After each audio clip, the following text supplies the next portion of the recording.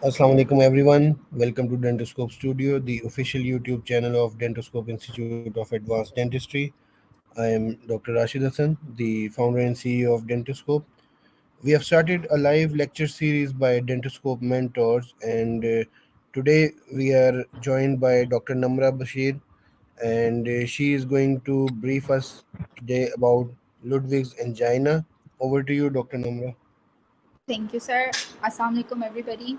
I am Namrah Bashir, and today the topic of our lecture is Ludwigs angina. The learning objectives today are that at the end of this lecture, we would be able to know what exactly is Ludwigs angina, what are the different common etiological factors behind this presentation, we would be able to describe pathways of progression of infection in Ludwig's angina.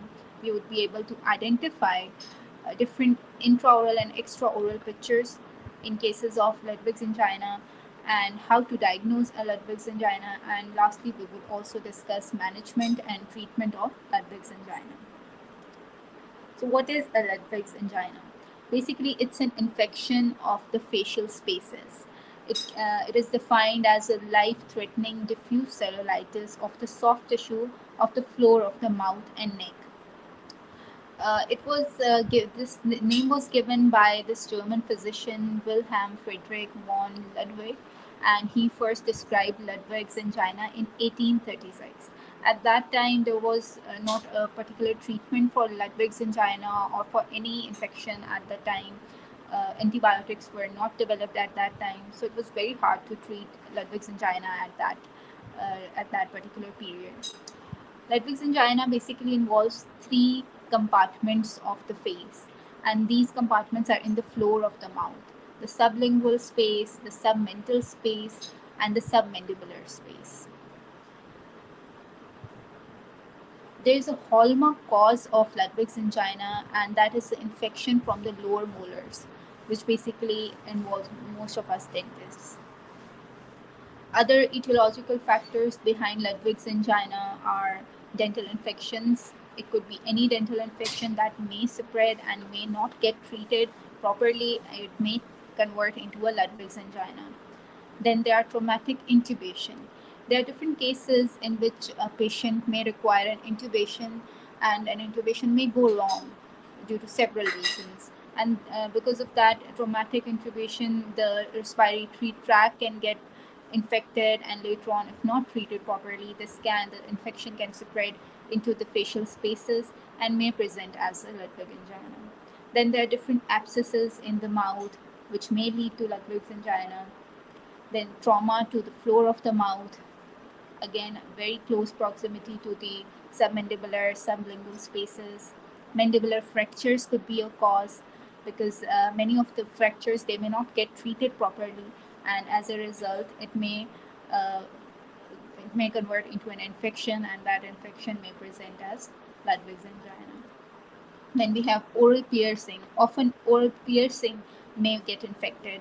These piercing could be on the tongue or on the oral soft tissues on the lips. They may get infected and they may result into the infection.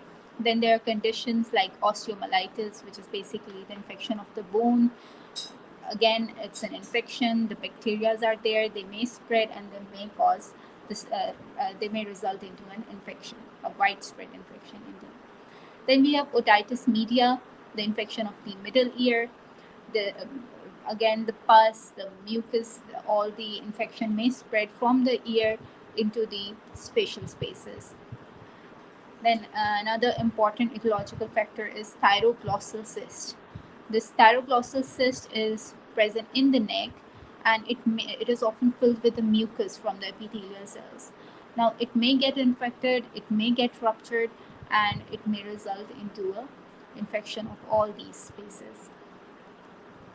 Then we have silodenitis, another very important etiological factor behind Ludwig's angina. Silodenitis is basically an inflammation of the salivary glands. There are three different salivary glands: parotid, salivary, submandibular salivary gland, and sublingual salivary gland. So they may get infected due to any bacterial infection, and the infection may go untreated. and result into a Ludwig's angina's presentation. Then we have silolithiasis. Silolithiasis is formation of stones in the salivary gland ducts, due to which the saliva may not flow properly, and we all know that saliva plays a very important role in the in kind of cleaning the oral atmosphere. So when that those ducts are blocked, they may result into a silodenitis. They may result into an infection and into a retrograde infection, and that may spread in the overall spaces of the face. So those were the etiological factors. Then we have some predisposing factors, the kind of factors which, if patient has these, and they present into your clinic with the inflammation, with all the signs and symptoms of Ludwig's angina, we would diagnose them as a Ludwig's angina's case. Those predisposing factors are diabetes mellitus. Many of the infections, they do not get healed properly in patients with diabetes. Then oral malignancies, patients with oral malignancies are often under different medication, and those medications have their own side effects. Then we have use of alcohol, people who are who are not whose nutrition is not proper. So many of the dietary deficiencies, they may lead to Ludwig's angina. Then we have an immunocompromised status overall, which may result into the spread of infection, and then later on a case of Ludwig's angina. Epidemiology. Ludwig's angina does not differ between female or male. It may present into both genders equally, and most oftenly it is associated with the systemic illnesses. If a person has HIV, if a person has diabetes, and a person with poor oral hygiene, they are all different risk factors for people with Ludwig's angina. Pathophysiology, the pathway of the spread of this infection. It is very important to know this pathway because this is how this infection spreads into the facial spaces and becomes really lethal. It starts as a dental infection.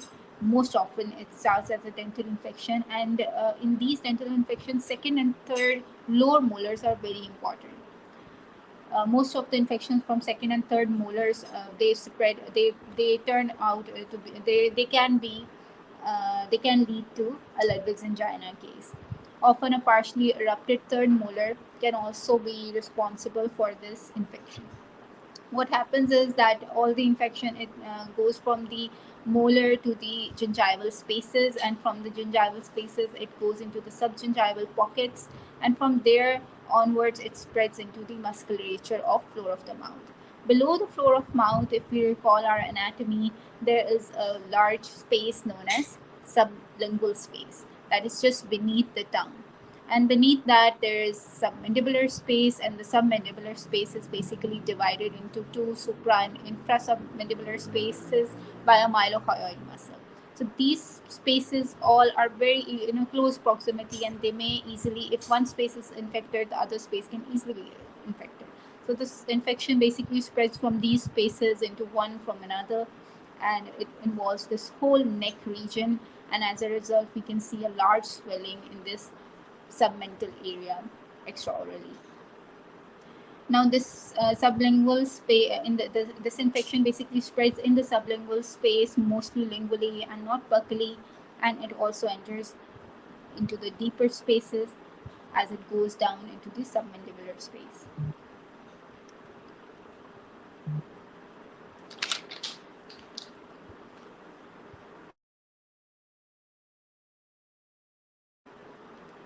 Okay, here's the diagram. It shows the possible pathways of spread of infection from the upper and lower jaw. We have discussed how this infection may spread from the lower molar into the submandibular space, into the sublingual space. This right here is the mylohyoid muscle, and we can see this is the sublingual gland, this is the submandibular gland, and the infection from the tooth, it basically spreads into the sublingual and submandibular space. Similarly, it may spread from the upper molar as well into the maxillary sinuses, and from the maxillary sinus again to the facial spaces. Different microbes are involved in the sublingual in the uh, spread of this infection. These microbes are mostly from the oral flora, but again, they may include gram-positive bacteria, gram-negative bacteria, the anaerobic bacteria.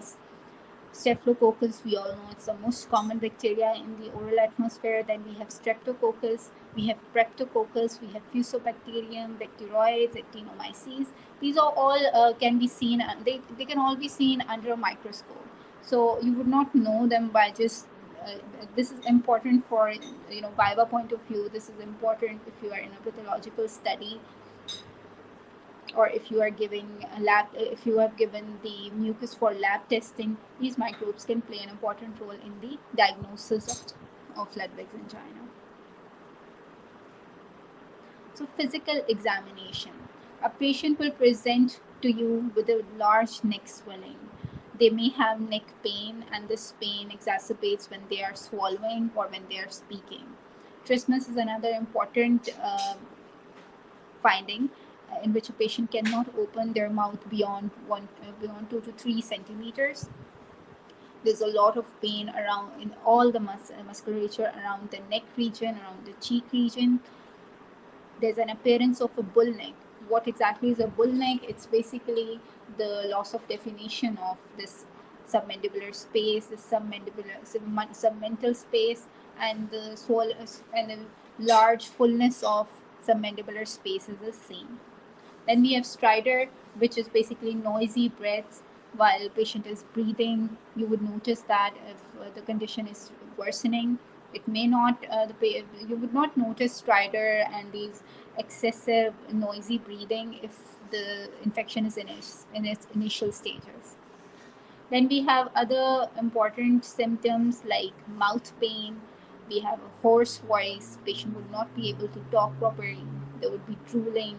There would be tongue swelling, and because the whole of the floor of the mouth would be swollen, the tongue would be protruded outwards. It would be elevated outside the mouth. Then we have fever because the infection has spread almost throughout the face, throughout the neck. So the body would fight against it, and as a result, the patient will have fever.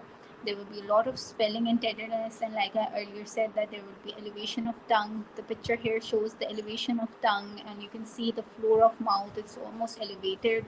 You can see it from. You can see how patient cannot open his mouth wide. Then there is a lot of edema in the upper part of the neck. Lymphadenopathy is sometimes you may see prominent lymph nodes around submental lymph nodes, but most of the times they are not really involved in very earlier stages. And then we have a presence of crepitus. Crepitus is basically the noises that occur, the sound that occurs, that you can listen when different ligaments and the bone structures, they grind with each other. This is not an initial presentation, but it is important that you know that crepitus can also occur in the patient of Ludwig's angina. So this brings us to management. The person who would have all his floor of the mouth swollen, the submandibular gland swollen, he would have an airway difficulty. So you would not treat the condition with the cause right away with the cause, but you would treat the patient clinically. You would go with the airway. You would go in resolving his breathing issue. And once you are done with managing his airway and breathing, and you're sure that he can breathe properly, we would go on to treat his condition. So role of imaging is not important in an early diagnosis. You can go for imaging, you can go for CT scans later, and those CT scans are done with IV contrast, which tell us about the spread and all the spread of the infection into the facial spaces. We can go for MRI, we can go for neck and chest X-rays. In an ultrasound, metastatic abscesses and pus can easily be seen. And then we can go for further lab testing and blood cultures as well. This diagram here basically summarizes the whole diagnosis and management that we are discussing. That if we have a suspicious of Ludwig angina, we would need rapid airway assessment. And once we are done with airway assessment, we are, and if either patient requires the airway evaluation, either patient does not have this difficulty. So the first things first, we would go for airway monitoring, and once we are sure that he's good with the airway, we would go with the treatment of the causes. We would go with the antibiotic treatment, IVs, the imaging for the spread of the infection, and further we may also go for the surgical drainage. We're going to discuss this further in the lecture. So let's talk about the treatment. Once we are done with the airway monitoring, we would go with the antibiotics. Different types of antibiotics are used for the treatment of Ludwig's angina. Along with antibiotics, surgical drainage can sometimes be done, and other times we can monitor and we can see if the patient requires the surgical drainage or not. Then we have flexible fiber optic nasal intubation. This is important for opening up the airway. If it is if the nasal intubation is not something that's not possible for the patient and he's in an emergency situation, we can go with a tracheostomy that is directly through the neck. Laryngoscopy is not really important in case of the treatment of Ludwig's angina, because it's really hard to do laryngoscopy for the patient who already has a lot of breathing problem. So it is very important to do all this intubation before stridor or cyanosis occurs, because these are the signs that tell us that the infection has worsened.